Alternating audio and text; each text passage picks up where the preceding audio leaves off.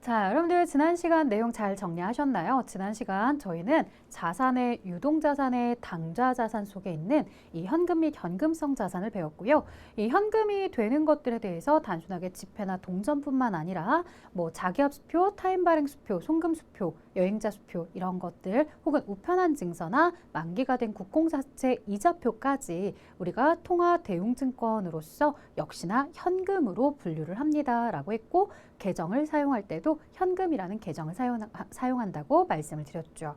자, 그 다음에 이제 현금 및 현금성 자산 종류 안에 당좌예금이 들어있었습니다. 이 당좌예금에 대해서는 수표를 발행해서 지불한다라는 특징을 가지고 있었고요. 또 하나, 내가 당좌예금을 개설하는 이유는 지금 내가 당좌예금에 입금시킨 돈도 있지만 사전에 이 마이너스 한도 계약을 맺고서 그 마이너스 한도 내에서는 또 자유롭게 인출이 가능하도록 되어 있다. 그러면 플러스 입금시킨 잔액을 제외한 마이너스 금액에서 인출되는 건 무엇이라고 하죠? 바로 당좌차월이라고 하자. 자, 이렇게 이제 당좌예금과 당좌차월 개념을 배우면서요. 당좌예금은 자산 항목이지만 당좌차월은 은행의 돈으로 대신 결제해 주는 거니까 이건 회사 입장에서 부채가 돼요 라고도 말씀을 드렸고요.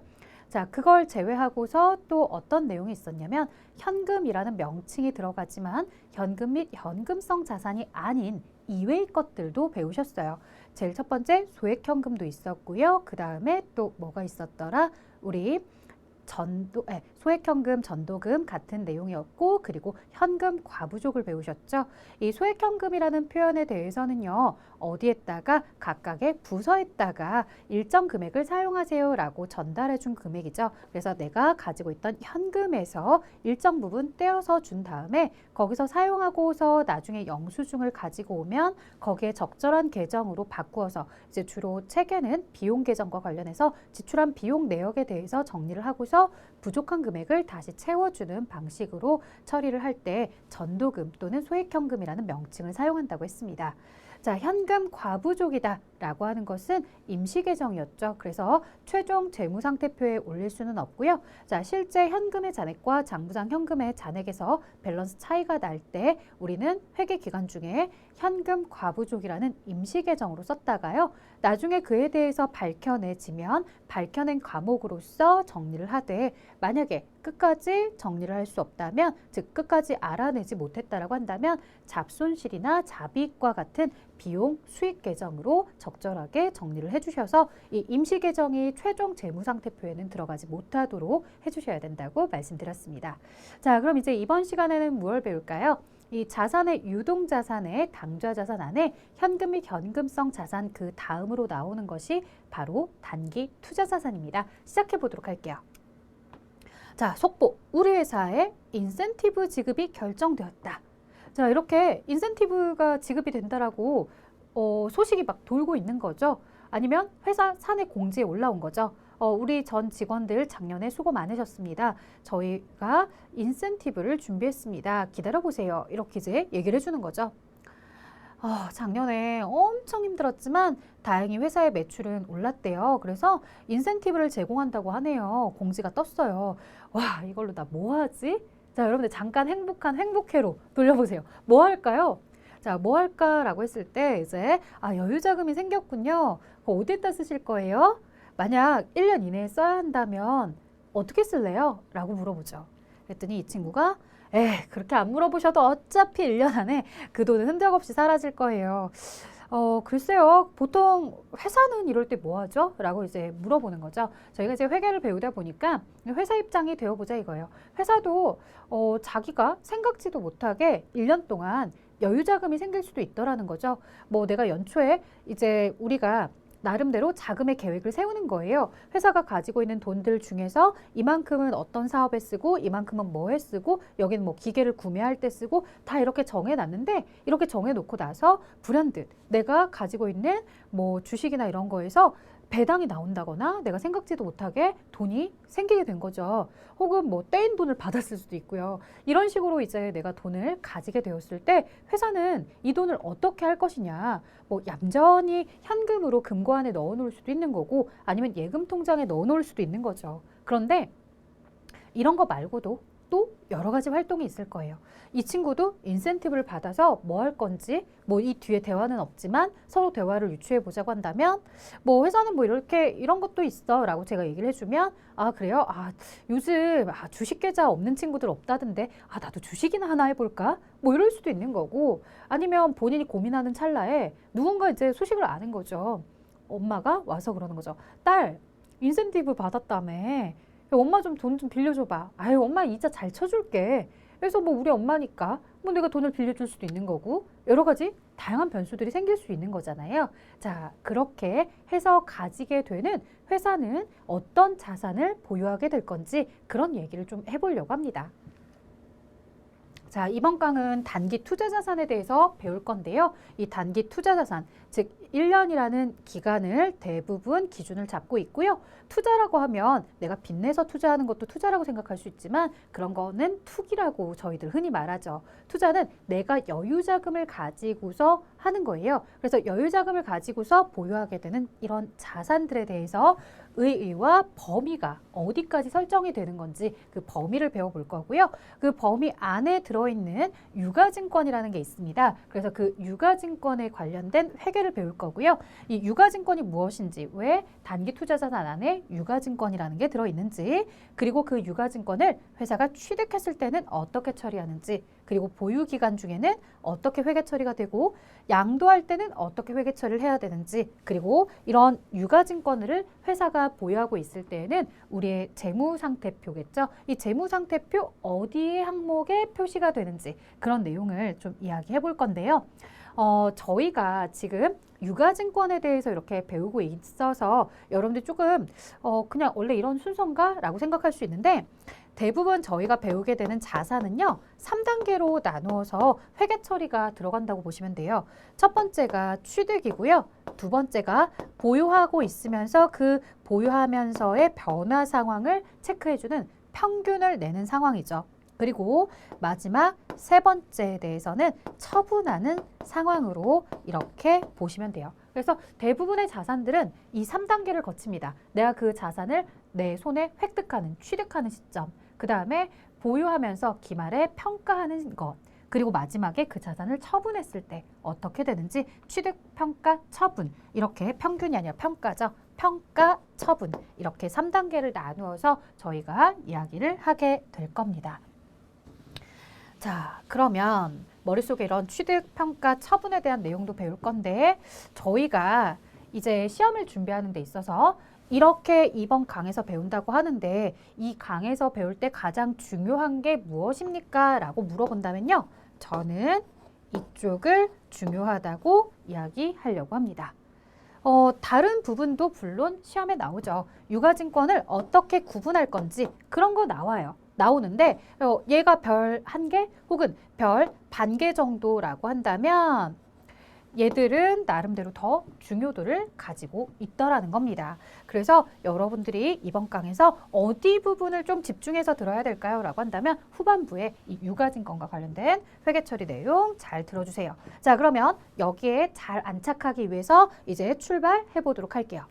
자, 단기 투자 자산에 대한 의의해서 나오고 있어요. 뭐 앞에서도 1년 동안 내가 이제 여유 자금이 생겼다라고 했을 때 나는 그걸 어떻게 활용할 수 있을까라고 한다면 이 여유 자금 활용 목적으로 회사가 여러 가지 투자를 하면 되더라는 거죠. 그래서 여유 자금 활용 목적으로 회사가 보유하게 되는데 단순하게 현금을 가지고 있는 것이 아니라 그 현금을 가지고서 자, 뭐 하고 있었어요, 여러분들? 우리가 통장에다가 정기 예금이나 이런 걸 가입하게 되면 또 이자를 받을 수 있죠. 근데 여러분들 요즘 은행 이자율 뭐 1%대예요. 2% 많이 받아야 2%예요. 요즘은 은행에다가 예금하는 게 큰 의미가 없어요. 이런 얘기를 많이 하십니다. 그래서 은행에 예금 안 하고 자꾸 뭐 한다 그래요? 나 주식 투자할 거야. 주식은 잠깐 넣었다가 한 3%대만 빼더라도 은행보다는 내가 더 많은 수익을 챙길 수 있다니까? 라고 생각하시는 분들도 분명히 있어요. 이건 회사도 마찬가지예요. 그리고 세 번째, 자, 앞에서 뭐 엄마가 잠깐 돈을 빌려달라고 했지만 엄마뿐만 아니라 주변에 누군가 내가 돈이 있다는 걸 알면 야, 내가 그 돈이 필요해서 그런데 너 그 돈 주식 투자하려고 그랬잖아. 너 몇 프로대 떼려고 그랬어. 너 많이 해봐야 아마 3%에서 5% 정도 오르면 너 겁이 나서 뺄걸? 야, 그러지 말고 확실하게 나한테 빌려줘. 내가 너한테 이자 10% 쳐줄게 라고 하는 거예요. 그러면 또 나는 흔들리고 있어. 그죠? 주식해봐야 내가 확실하게 10%까지 수익률을 올릴 수 있는 자신감이 없는 거야. 그래서 내가 그 친구한테 돈을 빌려주고서 나중에 10% 이자를 받아야지 이렇게 생각할 수도 있는 거예요. 그래서 예금을 한 1% 정도 이자라고 생각한다면 한 주식은 3에서 5% 수익을 내면 팔아야지 라고 생각을 했을 때 뭐 대여는 한 7%에서 10%까지도 이자를 받을 수 있다라고 한다면 우리 생각에는 누가 멍청이 같이 돈 떼일 수도 있는데 대여를 할까 싶은데 이런 식으로 하실 수 있는 거죠. 누가 주식할까 싶은데 예금 통장에 넣어놓는 것보다 이게 더 나은 것 같으면 이렇게 하시는 것처럼 자, 이런 식으로 개인도 하는 것처럼 회사도 하더라. 그래서 이렇게 해서 보유하고 있는 걸 우리는 여유자금을 활용할 목적으로 보유하고 있는 거고요. 단기자금 운용 목적으로 소유를 한다거나 우리는 아무래도 유동자산 쪽이니까 유동자산은 늘 1년이라는 기간을 두고 있잖아요. 물론 모두 다 반드시 1년은 아니지만 보통 이제 기한이 1년 이내에 도래하는 것들에 대해서 회사가 보유하고 있으면 이런 것들을 이제 단기 투자 자산으로 분류를 하는 거죠. 자, 그래서 요 단기 예금이다라고 하면 보통 이제 단기 금융 상품을 많이 이야기하고요. 그 다음에 주식에 대해서는 유가증권 쪽에서 배우시게 되는 내용이고요. 이 유가증권에서 대표적으로 단기 매매증권을 많이 언급을 합니다. 물론 여러분들은 단기 매매증권 이외에도 다른 유가증권 종류를 기억하실 거고요. 그 다음에 제가 기한을 1년 이내에 도래해야 됩니다 라고 얘기했던 건 이 대여금을 단기 대여금으로서 1년이 넘어가 버리면 장기 대여금이 되고 그 장기 대여금은 투자자산, 비유동자산 쪽으로 가야 됩니다. 그래서 그 부분을 구분하기 위해서 이 단기 대여금 쪽에 이런 내용을 가지고서 단기 투자자산으로 봅니다. 라고 설명을 드렸고요. 자, 계속해서 단기 금융상품부터 하나하나씩 파헤쳐 가보도록 할게요. 자, 단기 금융상품이다 라고 하면 앞에서 얘기했던 뭐 정기예금, 정기적금 이것뿐만 아니라요. 사용에 제한이 되어 있어요. 즉, 사용에 제한이 되어 있다라고 하는 건 뭐냐면 반대로 이제 여러분들이 구분을 해보실 게 이 사용이 제한되어 있지 않은 내가 사용을 할 때 바로 입출금이 가능해. 이런 거 뭐가 있겠어요?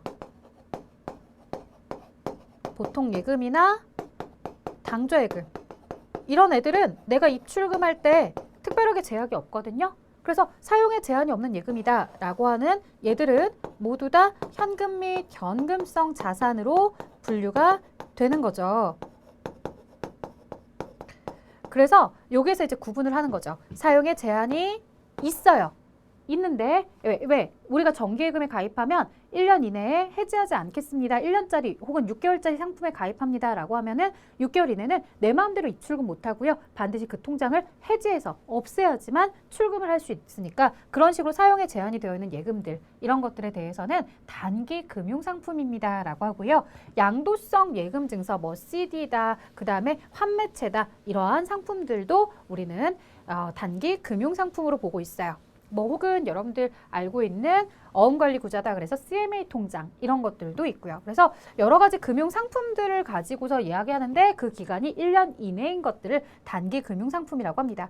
자, 앞에서도 제가 뭐 우편한 증서나 이런 거 얘기할 때도 마찬가지로 여기 양도성 예금 증서나 환매채가 어떤 상품인지는 우리가 정확하게 알지 못해도 돼요. 그냥 금융기관에서 판매하고 있는 이런 금융 상품들에 대해서 1년 이내라고 한다면 우리는 회계 처리할 때 단기 금융 상품 쪽으로 가져다가 회계 처리를 합니다. 라고 이야기하시면 되겠고요. 자, 이 1년 이내라는 게 기한이 보고기간 말로부터 1년 이내에 돌아야 하는 금융상품 중에서 현금성 자산에 속하지 않는 금융상품. 이건 무슨 표현이냐면요. 이런 양도성 예금증서 환매채 뭐 이런 것들도 있지만요. 어음관리구자나 이런 자산들에 대해서 이야기를 할 때 이 취득을 하고 나서 취득일로부터 3개월 이내에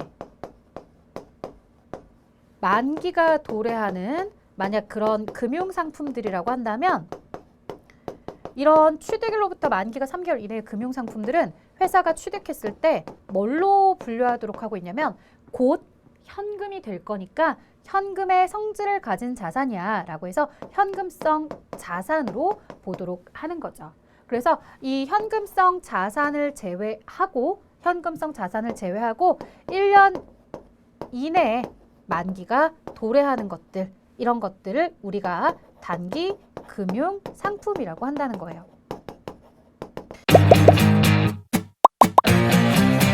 에듀윌 유료 회원만의 특별한 서비스.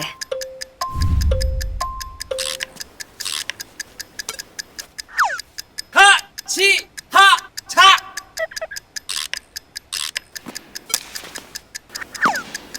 하치하차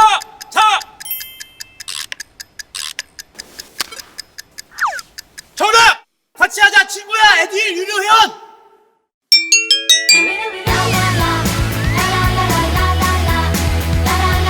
친구 소개하고 현금 받는 혜택. 오직 에듀윌 유료 회원에게만. 에듀윌.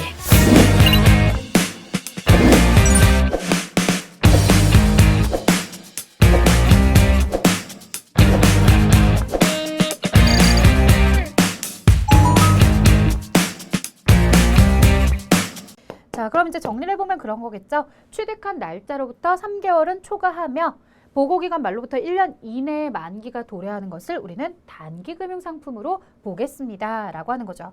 그래서 뭐 예를 들어 양도성 예금증서에 대해서 보여주는데, 이 양도성 예금증서다라고 하는 것에 대해서 뭐 만기가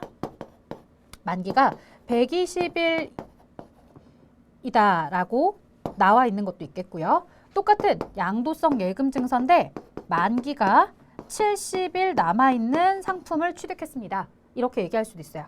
자, 그러면 양도성 예금증서는 똑같은데요. 하나는 취득했을 때 만기가 70일짜리인 거고, 하나는 만기가 120일짜리인 거야. 자, 이 만기 120일짜리는 우리가 뭐라고 부르는 거예요? 3개월을 넘어버렸죠? 3개월은 90일이에요. 90일 넘어버렸죠? 단기 금융상품이다 라고 이렇게 얘기하는 거고요.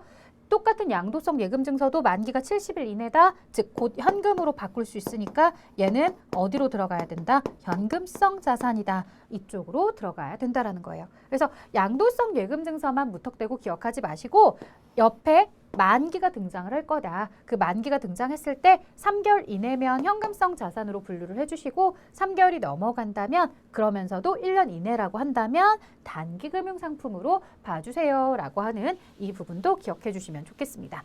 자, 이제 예제를 보도록 할게요. 당좌수표 55만 원을 발행해서 정기 예입하였다라고 되어 있고요. 정기예금의 만기가 도래해서 동정기예금 이자 5천 원과 함께 보통예금에 예입하였다라고 되어 있는데요. 자, 수표를 발행해서 정기예금에 예입했다라고 하는 건요. 차변에 회사의 어디 통장, 정기예금 통장이 그만큼 증가를 했더라는 얘기죠. 55만 원. 자, 대변에 회사가 당좌 수표를 발행했어요. 회사가 수표를 발행하다 당좌 예금 통장에서 돈이 나간 것을 이야기합니다. 자, 이렇게 나가줬고요. 그 다음에 이 정기예금이 이제 만기가 도래해서 회사가 보통예금 통장으로 돈을 넣어줄 거래요. 그러면 차변에 보통예금 통장으로 돈이 들어올 겁니다. 자, 여러분들 이 순간 질문. 보통예금 통장에 최종으로 입금되는 액수는 얼마일까요? 자, 책을 보지 않고 얼마일까요? 55만 5천 원이 될 겁니다. 자, 그러면 대변에 돈이 들어온 이유를 쓰시는데요. 차변에 보통예금 증가했고요. 들어온 이유는 정기예금 때문이죠. 자, 여기서 두 번째 질문. 그럼 정기예금은 얼마일까요? 55만 5천 원일까요? 아니겠죠. 이 정기예금은 장부에 지금 적어 놓으신 거 보시는 것처럼 55만 원이에요. 자, 뭐가 안 맞아요? 밸런스 안 맞죠? 5천 원은 뭘 받았어요? 이자를 받은 거예요. 원금 따로, 이자 따로 쓰셔야 되죠? 그래서 그 이자의 명칭이 바로 뭐가 된다? 이자 수익, 이렇게 되는 거예요. 자, 그래서 정기예금, 이자 수익, 이렇게 원금과 이자에 대해서 각각 써주는 회계 처리까지 해보았습니다. 정기예금이라는 자산이 생겼을 때는 차변에 이렇게 기록하고요. 그 다음 만기가 되어서 정기예금 해지되었을 때는 정기예금 자산이 감소하기 때문에 대변으로 가죠. 자, 단기 대여금 회수기간이 1년 이내 제가 앞에서도 말씀드렸어요. 1년이 넘어버리면 장기 대여금이라고 해서 투자자산 쪽으로 써야 되기 때문에 구분을 명확하게 해주세요 라고 말씀드렸고요. 이 단기 대여금에 대해서 굳이 회계 처리를 좀 해보자라고 한다면 내가 친구한테 돈 빌려줬어요. 현금 빌려줬어. 뭐 100만 원 빌려줬어요. 너 10개월 뒤에 갚아야 돼. 그러면 단기 대여금, 내가 받을 돈, 권리 100만 원 생긴 상태 이렇게 보시는 거죠. 자, 이제 그 다음 유가증권. 유가증권은 여기서 이제 대표적으로 단기 매매증권 이야기할 건데 1년 내에 만기가 도래하거나 처분이 확실한 매도 가능 증권도 있고요. 그 다음 1년 이내에 만기가 도래하는 만기 보유 증권. 이런 유가증권들에 대해서만 우리가 뭘로 보고 있는 거다? 단기 투자자산 쪽으로 보는 거예요. 그러니까 우리가 유가증권의 종류를 이제 볼 건데요. 단기 매매 증권도 있고요. 매도 가능 증권도 있고요. 만기 보유 증권도 있어요. 단기 매매 증권은 지금 보시는 것처럼 어떠한 설명, 부연 설명 없이 그대로 단기 투자자산 쪽으로 들어와요. 단기 투자자산, 단기 투자자산 쪽으로 들어와요. 근데 매도 가능 증권이나 만기 보유 증권은 얘들은 그냥 단기 투자자산이나 이쪽으로 들어오지 못해요. 얘들은 어디를 가지고 가야 되냐면 처음에 원칙은 얘네 처음 원칙은 비유동 자산에 투유무기할 때 그 투자 자산이에요. 원래 원칙은 투자 자산인데 얘들이 만약 1년 이내에 만기가 도래하거나 1년 이내에 처분이 확실하다라고 한다면 매도 가능 증권이나 만기 보유 증권도 예외적으로 유동자산의 당좌자산 쪽에 분류할 수 있도록 이렇게 되어 있다는 얘기예요. 자, 그런 설명드렸고요. 이런 내용들은 차차 또 수업을 진행하면서 여러분들이 나중에 정리할 때 보시게 될 겁니다. 자, 그러면 이런 단기 투자자산에 대해서 세 가지를 이야기할 때 단기 금융상품, 단기 대여금, 그리고 단기 매매증권 기본 세 가지 기억했고 예외적인 매도 가능 증권이나 만기 보유 증권도 올 수 있더라. 자, 그 다음 볼게요. 유가증권과 관련된 회계 처리해서 유가증권에 대한 기본적인 의의부터 갈게요.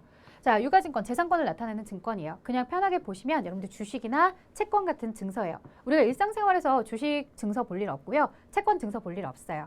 가끔 이제 TV 드라마나 이런데 기업 관련 드라마 나오면 뭐 주식을 화면을 이렇게 비춰준다거나 아니면 채권을 화면에 잠깐 비춰주기는 하는데요.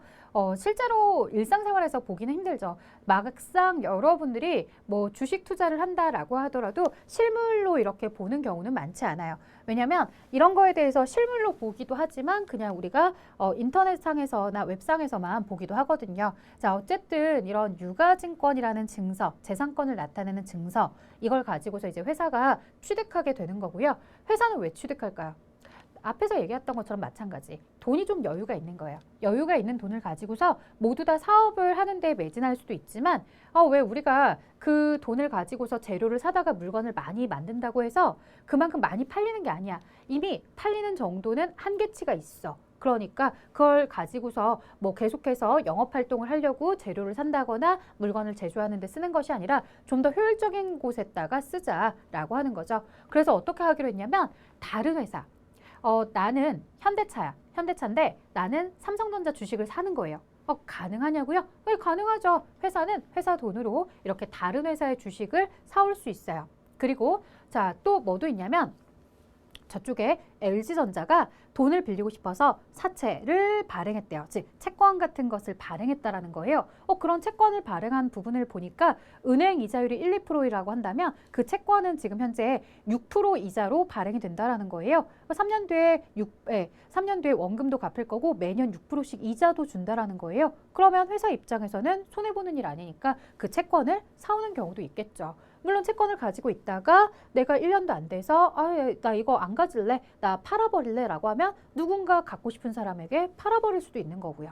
주식도 마찬가지. 내가 삼성전자의 주주가 되기 위해서 그 회사의 주식을 보유하는 것도 있겠지만 주주를 오래 할 생각은 없어. 내가 쟤네 회사 주총 가서 뭐 하자고 할 생각도 없어. 그럼 난 뭐 하는 거예요? 잠깐 주식에 대해서 매매 차익을 얻고 그냥 팔아버릴 수도 있는 거죠. 자, 여러 가지 상황들이 있습니다. 이렇게 회사에 대한 조합에 대한 이런 순자산을 나타내는 소유지분, 쉽게 말하면 주식이죠. 이런 주식인 지분증권 이런 것들을 우리가 유가증권이라고 하기도 하고요. 혹은 방금 전에 말씀드렸던 회사가 발행한 채권, 회사채, 그 다음에 나라가 발행한 것도 있어요. 국채, 그리고 공채. 여러분들 아마도 자동차나 이런 거 구매한다고 했을 때 뭐 공채 얼마에 구입하셔야 되고요. 뭐 이런 얘기 들어보실 거예요. 지방자치단체가 발행한 채권도 있고 국가가 발행한 채권도 있고 회사가 발행한 채권도 있다. 그런 채권들에 대해서 회사는 어떻게 하는 거다? 채권을 보유하면서 이자나 이런 것들을 챙기는 방법도 있더라.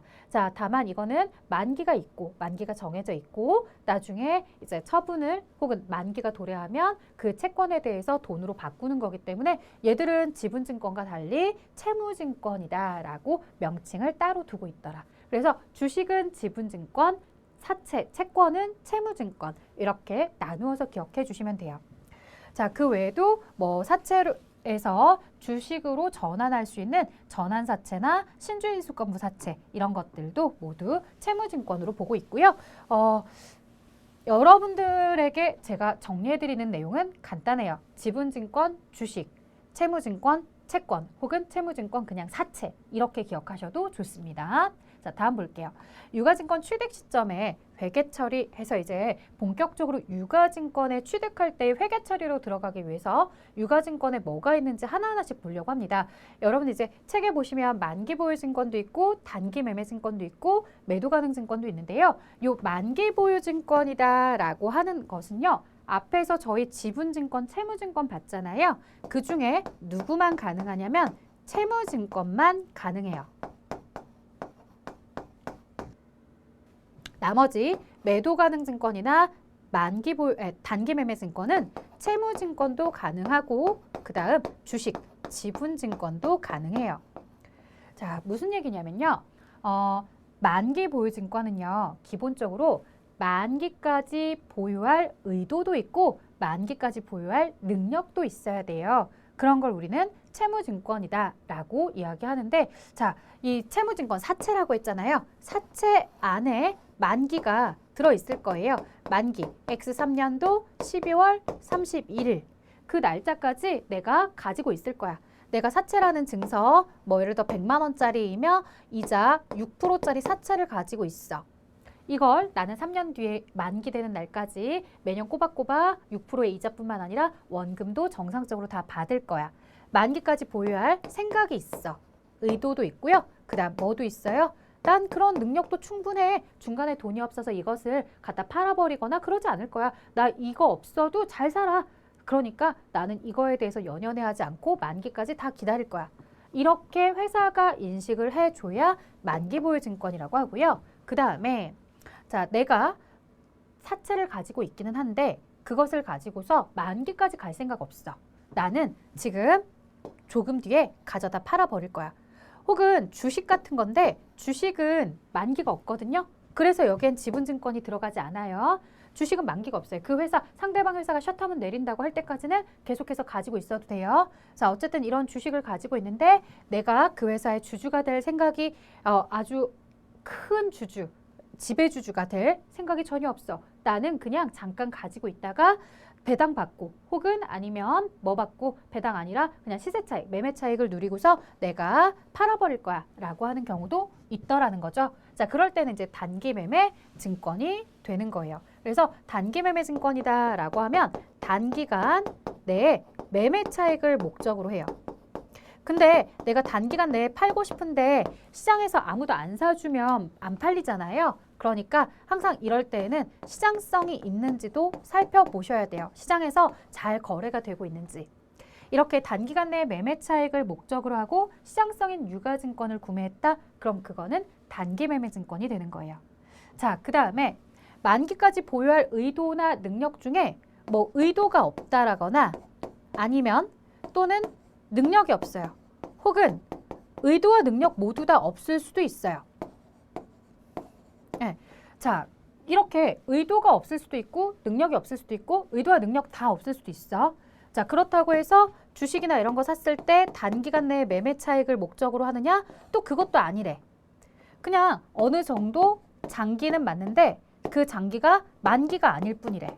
자, 이렇게 단기간 내에 매매 차익 목적도 아니고요. 만기까지 보유할 생각도 없는데 그냥 막연히 가지고 있는 유가증권을 우리는 매도 가능 증권이다 라고 부르는 거예요. 자, 이렇게 얘기하니까 아휴, 한없이 딱딱하다. 그쵸? 자, 그래서 제가 이 이야기를 오프라인에서 이제 친구들이 이쯤 되면 많이들 이제 몸이 힘들어지죠. 그래서 뭐라고 하냐면 그런 얘기예요. 제가 소개팅을 나갔어요. 소개팅을 나가서 이제 남자를 만나게 되어서 그 친구랑 이제 연애를 해볼까라고 이렇게 생각을 하고서 진전을 시키고 있는 중에 친구들이 이제 물어보는 거죠. 야, 너 그 친구랑 결혼할 거야? 라고 이렇게 물어보는 거예요. 결혼? 글쎄, 할까? 아, 근데 요즘 뭐 집값도 비싸고 나 아직 모은 돈도 없어. 나는 결혼할 능력이 안 되는데? 라고 이야기할 수도 있고 혹은 나는 집도 있고 뭐 어느 정도 다 준비가 됐어. 근데 나 비혼주의자야. 뭐가 없을 수도 있다는 거예요. 결혼에 대한 의욕이 없을 수도 있다는 거예요. 자, 결혼을 하겠다라고 하면 뭐가 있어야 돼요? 기본적으로 결혼에 대한 뭐 같이 살 집이라도 구할 수 있는 뭐 전세가 됐든 월세가 됐든 이런 공간을 마련할 수 있는 능력도 있어야 되고요. 그리고 결혼을 하고 싶다라는 의도도 있어야 돼요. 이게 다 충족이 되어야 결혼으로 이어지게 되는 거죠. 자, 이게 다 충족이 되어서 결혼을 하게 되면 그 친구는 나한테 만기 보유 증권. 자, 뭐 능력이 없을 수도 있고 의도가 없었을 수도 있어요. 그건 아니래요. 그럼 이제 물어보죠. 뭐야, 너 잠깐 연말이라 좀 외로워서 만나는 거야? 너 그냥 잠깐 만나다가 또 내년에 실증 났다고 헤어질 거야? 라고 물어보죠. 단기간 내에 매매 차익을 목적으로 하는 거야? 라고 물어봐요. 난 알잖아. 너도 내 스타일. 나 딱 한 달밖에 못 만나. 한 달만 만나면 되지 뭐. 라고 하는 거죠. 그럼 단기간 내에 매매 차익을 목적으로 하는데 너가 헤어지려고 하는데 그 친구가 안 헤어진다라고 하면 어떡해? 라고 물어보는 거죠. 야, 걱정하지 마. 상대방도 인기가 진짜 너무 좋아. 그래서 내가 만약에 헤어지자고 하잖아? 뒤도 안 돌아보고 그냥 갈걸? 걔 인기 엄청 좋아. 나 말고도 걔랑 사귀고 싶다는 애들 엄청 많아. 아이고, 그래서 어쨌든 한 달짜리 연애를 또 시작하셨군요. 라고 하면서 얘기해 주는 거죠. 자, 이건 뭐예요? 단기간 내에 매매 차익을 목적으로 하는 시장성 있는 유가증권. 잠깐 한 달 동안만 연애할 거야. 단기 매매 증권이죠. 근데 대부분 이제 연애를 한 얼마 안 한 상태 혹은 연애를 좀 해봤어도 신중한 사람들은 그런 얘기를 하죠. 야, 지금 내가 결혼에 대한 능력이나 의도를 논할 때가 아니야. 물론 능력이 있을 수도 있고 의도가 있을 수도 있고 혹은 둘 다 없을 수도 있지. 왜 이게 지금 이 상태가 아니야. 야, 그럼 너 뭐 한 달짜리 연애하는 거야? 야, 날 왜 그렇게 또 보니? 나 나름 또 신중하게 결정한 거야. 한 달은 무슨 그래도 사람 보려면 좀 1년 4계절은 지내봐야지 라고 하는 거죠. 뭐야, 결혼할 것도 아니고 짧게 헤어질 것도 아니고 되게 애매모호한 상태네. 애매모호하다고 하지만 언제든 수틀리면 헤어질 준비가 되어 있는 매도가 가능한 상태, 매도 가능 증권이죠. 3개요? 완전 초보였죠. 그것도 생초보. 퇴근하고 에듀윌 강의 들으면서 한 2달 정도 공부했던 것 같아요. 그래서 제가 세운 목표는 강의를 한번 다 듣고 기본기를 만든 후에 기출문제를 풀자 이거였거든요. 강의만 들어도 그 안에 기출문제로 그날 배운 내용 적용해서 풀어보는 거라 공부하는 데 도움이 많이 됐어요. 에듀윌은 합격이다!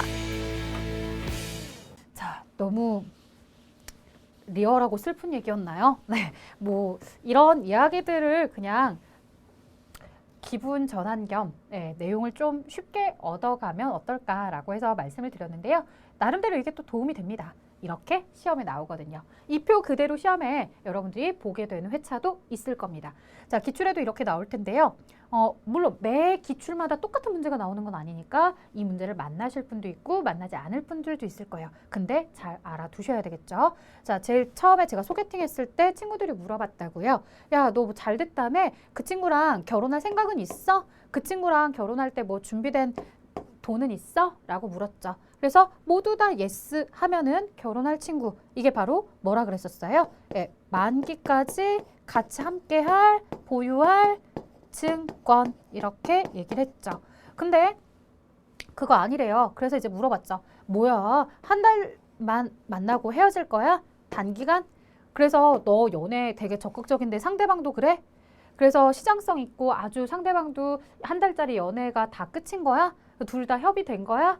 오케이, 예스. 그러면 이거는 단기 매매 증권을 만났구나 라고 하는 거죠. 야, 너 단기 매매 증권 만났구나 라고 하는 거죠. 자, 만기 보유 증권 결혼할 사람도 아니고 한 달만 잠깐 만나다가 헤어질 사이도 아니래요. 아직 뭔지 잘 모르겠대요. 언제든 매도가 가능한, 언제든 헤어질 수도 있고 언제든 결혼할 수도 있는 이런 매도가 가능한 상태, 매도 가능 증권. 그래서 단기 매매 증권도 아니고 만기 보유 증권도 아닌 상태는 이렇게 매도 가능 증권으로 분류를 해주시면 됩니다.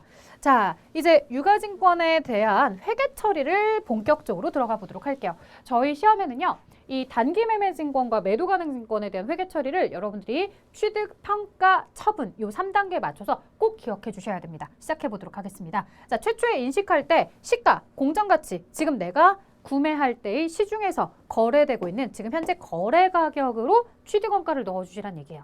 근데 여기서 조심하실 점 있습니다. 취득과 직접 관련되는 거래 원가, 예를 들어서 뭐 증권거래세 뭐 이런 것도 있을 수 있고요. 관련된 수수료나 이런 것들도 있을 수 있어요. 그래서 이런 관련된 거래 원가에 대해서는 어떻게 해야 되느냐라고 했을 때 단기 매매 증권이다라고 한다면, 즉 내가 그 유가증권을 취득했을 때 단기간 내에 매매 차익을 목적으로 그냥 시장성 있는 유가증권을 취득했다라고 한다면 수수료는 별도로 비용으로 처리를 하시는 거고요. 매도 가능 증권이나 만기 보유 증권은 취득원가에 포함하셔야 됩니다. 자, 무슨 소리냐? 예를 들어서 회사가 100만 원짜리 유가증권을 취득해요. 100만 원짜리 유가증권을 취득하는데 여기서 수수료를 10,000원 지불하게 되는 상황이에요. 그래서 나는 대변에 현금으로 101만 원을 지불했어요.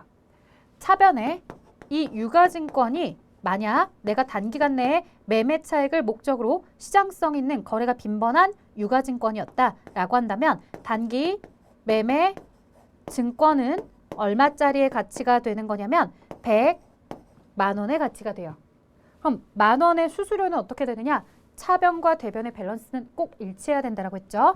자, 10,000원에 대해서는 우리가 수수료 비용 혹은 지급 수수료 이런 계정으로 비용으로 별도로 인식을 하셔야 된다는 얘기예요. 자, 근데 만약에 이게 단기 매매 증권이 아니라 매도 가능 증권이나 만기 보유 증권이었다라고 한다면, 매도 가능 증권이나 만기 보유 증권이었다라고 한다면 취득 원가는 이렇게 101만 원 이런 식으로 쓰시는 거예요. 그래서 단기 매매 증권일 때랑 매도 가능 만기 보유 증권일 때랑 취득했을 때 내가 부담한 돈은 똑같아도 앞에 회계 처리가 되는 자산의 취득 원가는 달라요. 그러니까 시험 문제는 이 부분을 출제하는 걸 굉장히 좋아하십니다. 단기 매매 증권의 사례로 취득 원가가 얼마냐라고 물어볼 수도 있는 거고요. 매도 가능 증권의 사례로서 이렇게 수수료까지 같이 포함된 금액으로 여러분들이 매도 가능 증권의 취득 원가를 구할 수 있는지 이 부분도 굉장히 중요하게 물어볼 수 있습니다. 그래서 꼭 기억해 주셔야 되겠고요.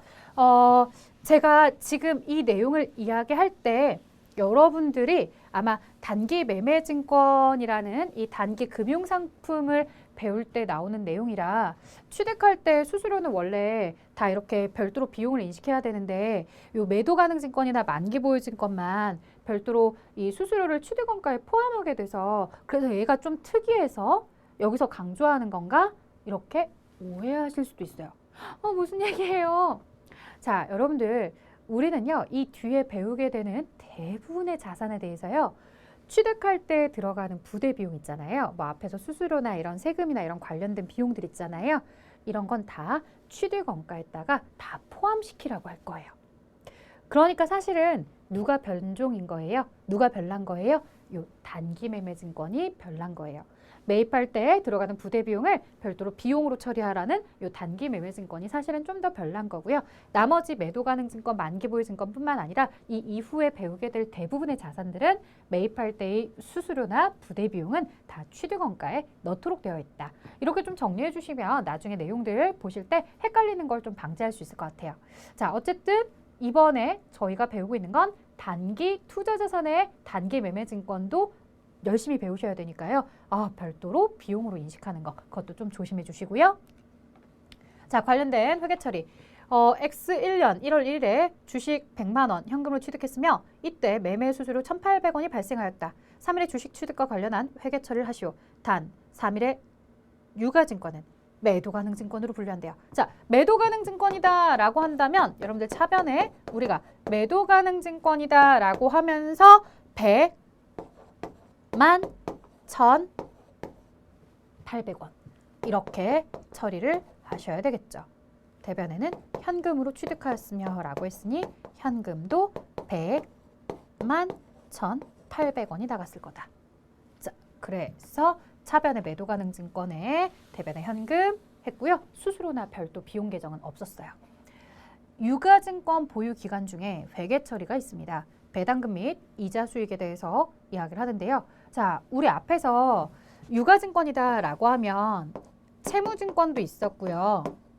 사채나 이런 것들에 대한 채무증권도 있었고요. 그 다음에 주식에 대한 지분증권도 있었다고 했죠. 이런 것들을 보유하고 있는 이유는요. 채무증권이나 이런 것들은 이제 이자를 받을 수 있으니까 보유하는 거고요. 그 다음에 배당금을 받을 수 있으니까 지분증권은 배당금을 받을 수 있으니까 보유를 하는 겁니다. 그래서 보유 기간 중에 이런 돈을 받으면 어떻게 처리하느냐라고 했을 때 배당, 주식에 대해서 배당을 받으면 차변에 뭐 돈이 들어오겠죠. 현금으로 받을 수도 있겠고 보통예금 이런 걸로 받을 수도 있겠죠. 즉 현금 및 현금성 자산으로 이렇게 통일해서 써보도록 하고요. 대변에 배당금을 받으면 배당금 수익 이렇게 보시면 됩니다. 자, 그 다음에 채권에 대해서도 차변에 현금이 현금성 자산 그리고 대변에 이자 받았으니까 간단하게 이자 수익이 발생했다라고 쓰시면 되는 거죠.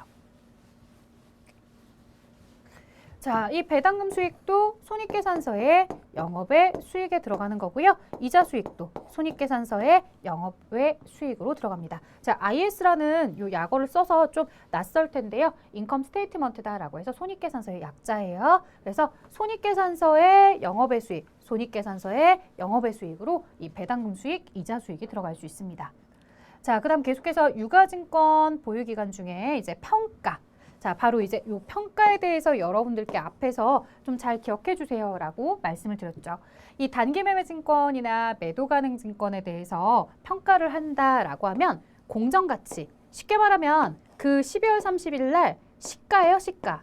기준시가, 시가로서 평가하시면 돼요. 그러니까 주식이나 이런 거 여러분들 보시면 어때요? 시가가 계속해서 주식의 거래 가격이 계속 위아래로 요동을 치고 있죠. 네, 그런 것들은 모두 다 뭘로 본다는 거예요? 이 단기 매매 증권, 매도 가능 증권에 대해서 12월 31일 날 지금 현재 그 단기 매매 증권이 얼마의 가치입니까? 지금 그 매도 가능 증권이 얼마의 가치입니까? 라고 했을 때 시가로 평가를 한다라는 거예요.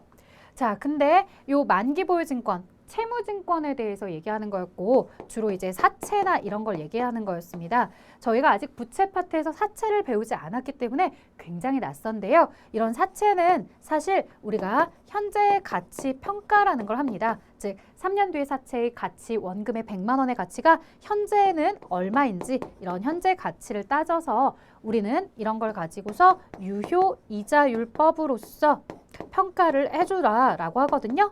이 사채라는 부채에 대해서 발행한 회사가 유효이자율법에 따라서 이자나 이런 것들을 인식해 가듯이 이 반대편 사채를 소유하고 있는 사람들은 그런 것에 대해서 이 유효이자를 가지고서 계산하는 방식을 상각후 원가법이라고 불러요. 그래서 만기보유증권은 지분증권이 아닌 채무증권이기 때문에 이렇게 상각후 원가법을 가지고서 평가를 하도록 하고 있고요. 매도 가능 증권에 대해서 우리가 뭐 그렇다고 해서 매도 가능 증권의 채무증권이나 이런 것들에 대해서 단기 매매 증권의 채무증권에 대해서 뭐 그러면 걔들도 상각후 원가냐라고 하실 텐데 그건 아니고요. 단기 매매 증권 매도 가능 증권으로 분류를 했다면 그게 지분증권이든 채무증권이든 모두 다 이제 공정가치로 평가하도록 하고 있습니다. 자, 공정가치로 평가를 하고 뭐 매도가능증권은 예외적으로 취득원가 평가도 할 수 있다고 하는데요. 여러분들 시험에서 이제 기억하셔야 되는 부분은요. 바로 이 내용입니다. 단기매매증권과 매도가능증권 모두 다 공정가치로 평가를 하고 있다는 걸 굉장히 여러분들 잘 기억을 해주셔야 되고요. 자, 이 공정가치, 예를 들어서 내가 6월 1일 날 S전자 주식에 대해서 45,000원에 매입을 했어요. 45,000원에 매입을 했는데 우리 회사 결산하는 12월 31일 날 S전자에 대해서 지금 마지막에 거래된 가격을 봤거든요. 그랬더니 마지막에 거래된 가격이 86,000원에 거래가 되었더래요. 그럼 여러분들 지금 회사가 이런 S전자 주식에 대해서 한 주를 보유하고 있다라고 했을 때 내가 취득했던 45,000원으로 기록을 해줘야지 의사결정이 수월할까요? 아니면 지금 현재의 가격인 86,000원에 대해서 해줘야 될까요? 여러분들은 뭘 가지고 하세요? 내가 처음에 취득했던 가격으로 계속해서 그 자산을 바라보세요? 아니죠. 주가가 많이 올라서 이렇게 86,000원짜리가 되었다라고 하면 여러분들은 나 S전자 86,000원어치 가지고 있어. 이렇게 설명을 하겠죠.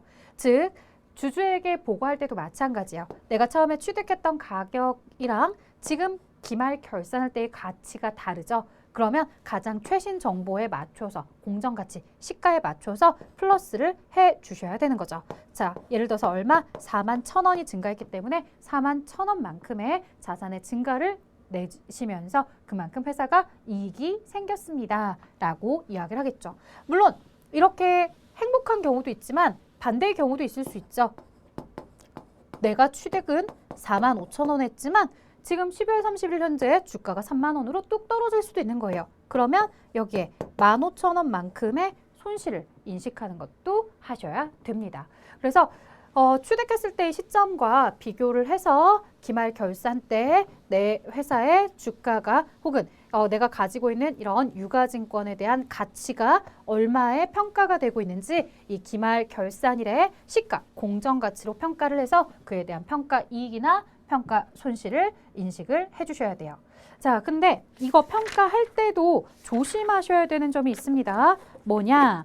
자, 우리가요, 이 평가를 했다라고 했을 때요, 단기 매매 증권이나 매도 가능 증권에 대해서 서로의 공통점은 평가에 대한 손익을 공정가치로 인식을 한다는 거죠.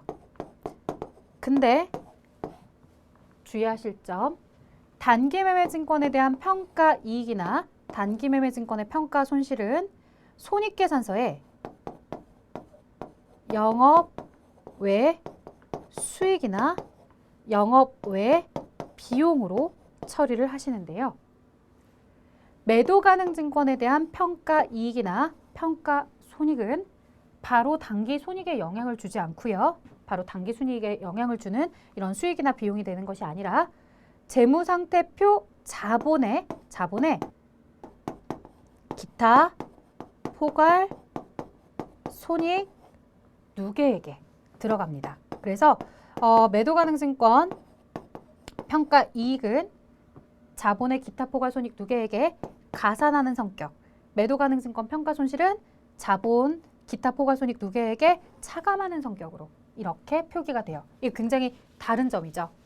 자, 그런 내용들을 여러분들이 같이 기억을 해주실 수 있으면 훨씬 더 좋을 것 같습니다. 자, 관련된 문제 보도록 할게요. 주식회사 3일은 X1년 1월 1일에 주식사 하나 주식의 100주를 공정가치 100만 원에 취득하여 12월 30일 현재 계속 보유 중에 있으며 12월 30일에 공정가치 120만 원이다. 자, 이 100주에 대해서 100만 원에 취득을 했어요.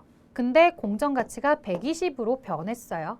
자, 이랬을 때 다음의 상황별로 1월 1일과 12월 31일에 회계처리를 하래요. 하나는 단기 매매 증권으로 분류할 때고 하나는 매도 가능 증권으로 분류할 때죠. 자, 결론부터 얘기하면 단기 매매 증권이든 매도 가능 증권이든 모두 다 공정가치로 평가를 하셔야 됩니다.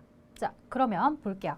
취득했을 때 차변에 단기 매매 증권으로 분류될 때는 단기 매매 증권 100, 그 다음에 뭐 현금이나 이런 것들을 지급했다 100.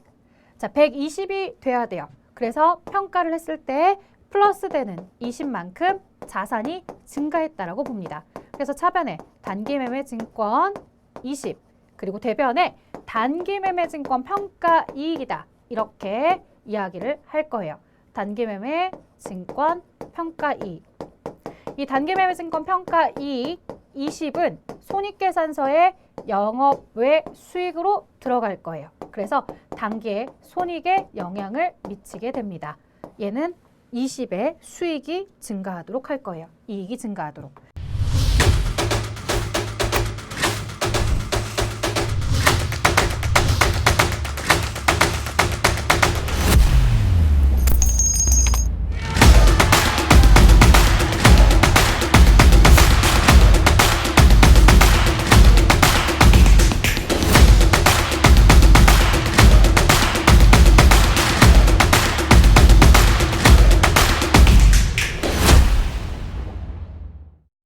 자, 그 다음 매도 가능 증권으로 볼 때 매도 가능 증권에 대해서 취득을 했다. 뭐 관련된 수수료나 이런 언급은 없었기 때문에요. 그대로 똑같이 100만 원, 현금 100만 원. 자, 그리고 나서 매도 가능 증권에 대해서도 역시나 공정가치 평가이기 때문에 우리는 공정가치 120에 맞춰서 매도 가능 증권 자산을 20 증가시켰어요. 자, 그리고 나서 대변에는 매도 가능 증권에 대해 회사가 무엇을 했다? 평가를 했으며 그만큼 매도 가능 증권의 가치가 증가했기 때문에 이 매도 가능 증권 평가 이익 20을 이렇게 기록을 해주시는데요.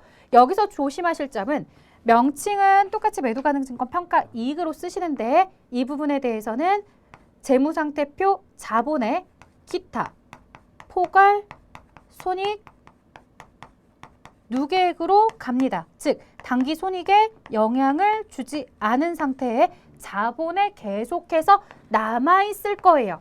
그게 핵심이에요. 자본에 계속해서 남아있을 거예요. 이게 핵심이에요, 여러분들. 자, 그 다음 또 보도록 하겠습니다. 자, 단기 매매 증권을 양도할 때 해서 이제 얘기를 해주는데요. 뭐 앞에서 이야기했었던 단기 매매 증권이 지금 현재 뭐 장부 금액이 예를 들어 120이라고 한번 가정해 볼게요. 요 120짜리를 150 받고 팔았다라고 한번 가정해 볼까요? 그러면 장부 금액보다 양도 금액이 더 크겠죠? 자, 대변에 단기 매매 증권이 120짜리가 사라집니다. 그런데 회사가 처분할 때 현금을 150을 받았어요. 30 더 받았네. 그래서 단기 매매 증권을 처분할 때 회사가 손해본 건 아니죠? 이익 봤어요. 손익계산서에 영업의 수익으로 넣게 될 거예요. 자, 반면 장부 금액이 120인데 90만 받고서 처분했다고 한번 생각해 보도록 할게요. 대변에 내가 가지고 있던 단기 매매 증권은 120짜리였어. 근데 내가 실제로 처분할 때 90으로 처분했어. 나 손해본 거지. 120에서 90을 차감한 30만큼 처분을 해서 손해를 봤으니 이 부분은 단기 매매 증권 처분 손실이다 라고 하면서 영업외 비용으로 처리를 해야 되겠다 라고 하시는 거예요. 그래서 내가 장부에 기록한 금액보다 더 많이 받으면 처분 이익이 발생하겠고 적게 받으면 처분 손실이 발생하겠죠. 자, 그 다음 보도록 할게요. 매도 가능 증권을 양도하는 경우 처분 이익이 발생하는 상황에 대해서 이제 이야기를 좀 해볼 건데요. 자, 양도 전 시점에 매도 가능 증권 평가 이익이 계산이 되어 있었대요. 자, 아까 우리 보셨죠? 100에 취득을 했었는데 20에 매도 가능 증권 평가 이익이 있었고요. 이것은 사라지지 않고 밸런스 시트, 즉 재무 상태표에 계속해서 자본의 기타 포괄손익 누계액에 들어있을 거라고 했어요. 그러면 내가 이걸 가지고서 얼마에 처분했냐라고 했을 때 한번 150에 처분했다고 한번 얘기해 보도록 할게요. 차변에 회사가 현금을 받았어요. 150. 그리고 대변에 회사는 매도 가능 증권을 가져다가 처분했어요. 이 매도 가능 증권의 가격은 100에서 20에 이익을 인식해서 매도 가능 증권의 장부 가격은 120이었어요.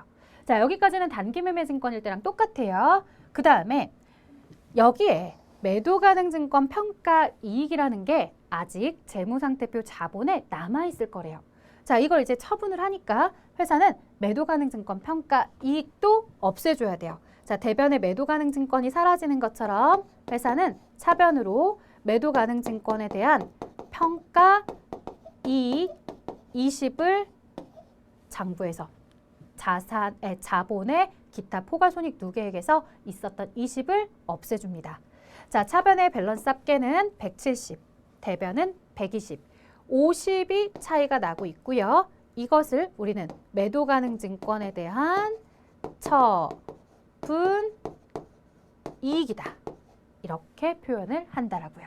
여러분들 책에는 뭐는 없어요. 숫자는 없어요. 근데 제가 숫자를 넣어서 예시를 드린 거예요. 자, 그 다음 계속해서 보도록 할게요. 만약에 이런 경우는 어떠냐? 우리가 매도가능증권을 100에 취득을 했었는데 만약에 평가 손실이다라고 해서 20을 인식했던 상황이 있었다. 이걸 내가 150 받고 팔았다라고 하면 어떻게 됩니까? 라고 얘기해 주는 건데요. 자, 예를 들어서 차변에 매도가능증권 100이 있었고 현금 100. 근데 이걸 평가를 했을 때 20이 줄어들어서 대변에 매도가능증권 20이 있었고 그 다음 여기는 매도가능증권에 대한 평가 손실 20이 있었는데 이 평가 손실은 재무상태표에 자본에 들어가 있고 아직 사라지지 않은 상태에 자, 이 상태에 유가증권을 내가 팔았어요. 매도가능증권을 팔았어. 대변에 매도가능증권 현재 가격은 얼마짜리냐면요. 100에서 20이 차감된 상태니까 매도가능증권은 80짜리가 처분이 된 거고요. 똑같이 현금 150을 받았다라고 볼게요. 자, 이때 조심할 점. 차변에 있었던 매도가능증권 평가 손실 없어지지 않고 계속 자본에 남아있다가 처분할 때 같이 사라진다. 그래서 매도가능증권 평가 손실 20이 사라졌어요. 자, 이렇게 해서 평가 손실까지 정리하고 났더니 차변의 합계 150, 대변이 100이에요. 50이 비고 있죠? 그래서 그 50을 매도가능증권 처분 이익 50 이렇게 처리를 하시는 거예요. 자, 여러분들 정리를 잘 해주셔야 되는 게요. 이 단기매매증권 같은 경우에는 평가에 대해서 이익이나 손실이 나왔을 때 바로바로 손익계산서에 수익비용으로 처리를 하기 때문에 다음 매도할 때 영향을 주지 않아요. 근데 매도가능증권에 대한 평가 이익이나 평가 손실은 자본에 계속 남아 있었기 때문에 처분할 때 이렇게 영향을 주도록 하고 있다. 평가 이익이 있는 상태에서 처분을 하게 되거나 평가 손실이 있는 상태에서 처분을 하게 되었을 때 그 상대방에다가 평가 이익과 평가 손실을 다 처리하신 다음에 마지막에 처분 이익인지 손실인지를 따지셔야 되겠고요. 자, 여러분들 제가 팁 하나 드릴게요. 만약에 매도가능증권에 대한 처분 이익이 얼마인지 처분 손실이 얼마인지를 물었다. 근데 취득하고 평가하고 마지막 처분 단계를 물어본 거다. 그럼 여기서 당황하지 마시고요. 처음에 취득을 얼마 했는지 보세요. 처음에 취득을 얼마 했는지 보세요. 그리고 마지막에 처분을 얼마 하는지 보세요. 마지막에 처분을 얼마 하는지 보세요. 이 둘의 차이가 처분 손익이에요.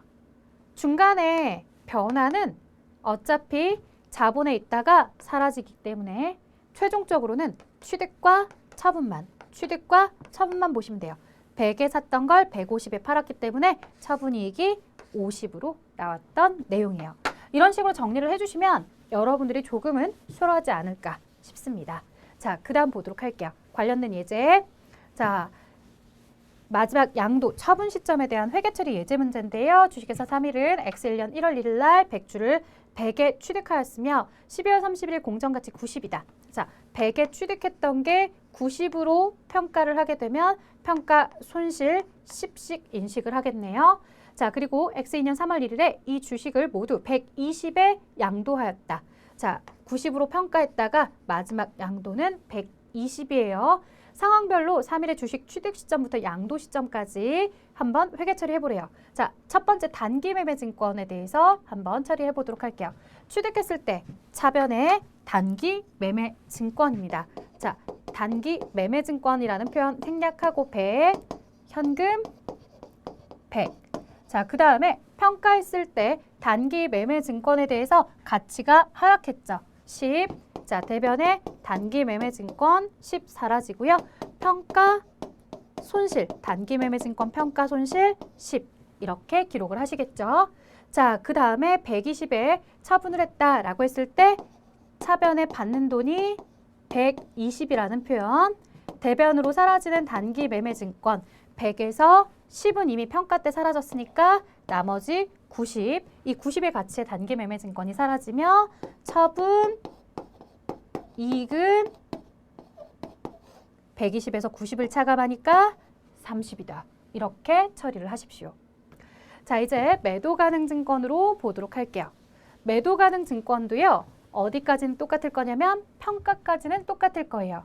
차변에 매도 가능 증권 취득 100, 현금 100. 매도 가능 증권도 공정가치 평가니까 대변에 매도 가능 증권 10 감소. 그 다음 차변에 평가 손실 10. 근데 여기서 조심할 점, 이 평가 손실은 손익계산서에 가는 것이 아니라 재무상태표, 자본의 기타 포괄손익 누계액으로 계속해서 재무상태표에 남아있는 상태이다. 자, 이제 처분하러 갈게요. 매도 가능 증권에 대해서 얼마? 90으로 장부에 기록되어 있던 가격이죠.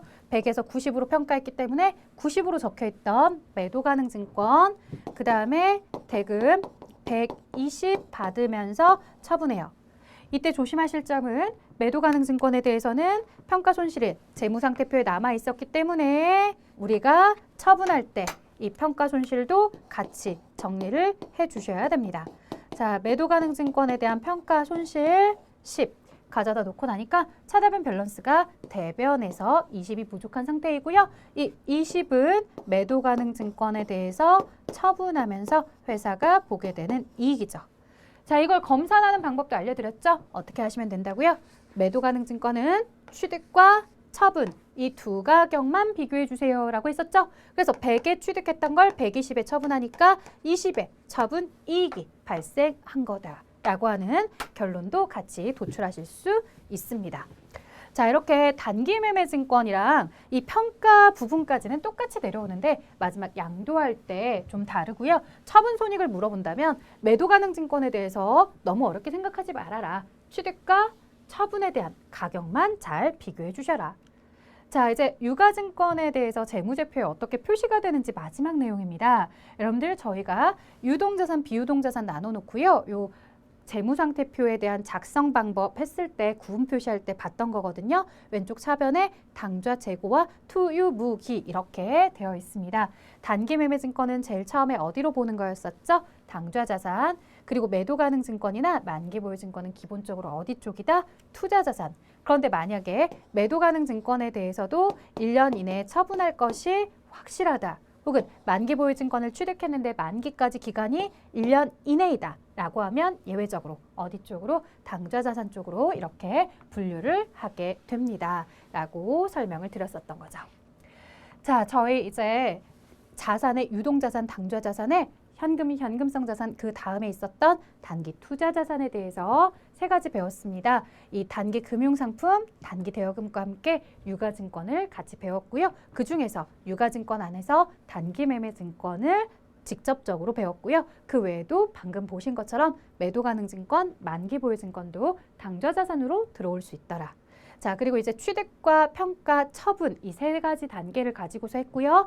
취득할 때 조심하실 점, 단기 매매 증권에 대해서 취득할 때의 수수료는 별도의 수수료 비용 같은 비용으로 처리를 하는데 매도 가능 증권이나 만기 보유 증권은 취득원가에 다 포함하시는 거죠.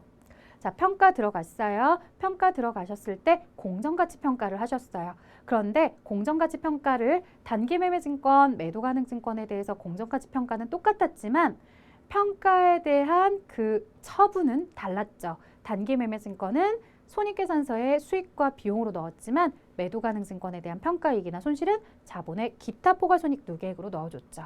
그래서 처분할 때에도 매도 가능 증권은 그런 부분을 영향을 미치고 있었고요. 다만 단기매매증권은 마지막 기말 평가했을 때의 가격과 양도했을 때의 가격을 가지고서 처분 손실이 나는지 이익이 나는지를 평가했다면 이 매도 가능 증권은 취득 가격과 마지막 양도 가격을 비교해서 처분 손익을 간단하게 검산하는 방법도 제가 알려드렸어요. 자, 그리고 이제 표시는 당좌 자산과 투자 자산 쪽으로 들어갈 수 있습니다. 라고 해서 단기 매매 증권은 당좌, 나머지는 투자인데 얘들도 예외적으로 당좌 자산으로 들어갈 수 있다. 라는 내용까지 설명드렸습니다. 자, 여기까지 진행했습니다. 여러분들 내용이 굉장히 많았죠. 우리 특히나 매도 가능 증권 부분에 대해서 많이들 어려워하실 텐데요. 차근차근 손으로 회계 처리 하나씩 써보시면서 하시고요. 그 다음 관련된 문제, 제가 항상 처음 수업 시작할 때도 말씀드렸어요. 문제를 안 풀면 안 돼요, 여러분들. 지금 저희가 이렇게 수업을 들으셨다라고 한다면 당장 뒤에 연습 문제로 달려가셔서요. 연습 문제 관련된 이 단기 매매 증권, 매도 가능 증권에 대한 문제들 꼭 반드시 풀어보세요. 대부분 다른 파트에서는 한두 문제 정도가 겹쳤다고 한다면 이 단기 매매 증권과 매도 가능 증권 관련된 문제는 굉장히 많은 연습 문제가 있습니다. 그래서 꼭 반드시 풀어보셔서 내용 정리를 하시면서 요 정도 난이도로 문제가 나오는구나 라고 파악을 하시면 학습 정리가 좀 더 쉬울 것 같습니다. 자, 여기까지 할게요. 수고하셨습니다.